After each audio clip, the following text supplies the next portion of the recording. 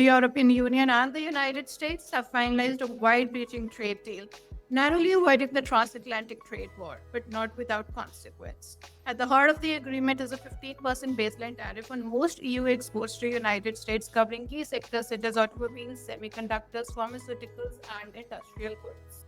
For a bloc that once aimed for tariff elimination, the shift signals a fundamental recalibration.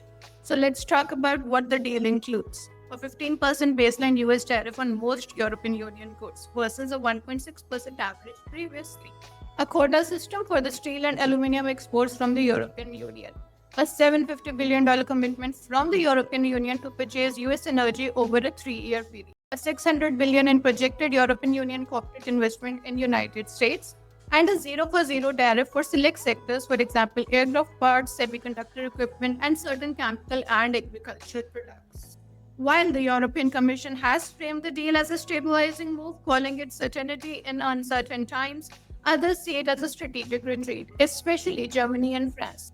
Germany has warned of considerable damage to the European economy and of higher inflation. And France has called it a dark day, lamenting the EU's resignation to American pressure. Let's try and understand as to how European Union and United States got here.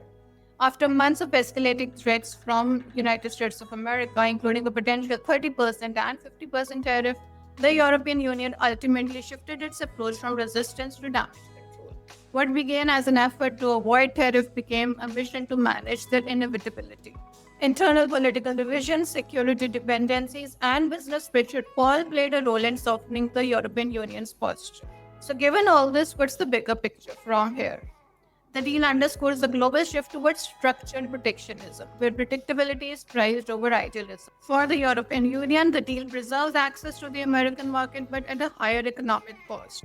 And for America and President Trump particularly, it signals that tariffs are no longer a negotiating tactic, they are policy.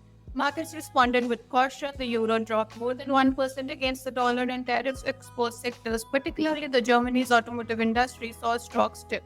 Analysts estimate that the tariff regime could shape almost 0.3% of EU GDP, with Germany being hit the hardest.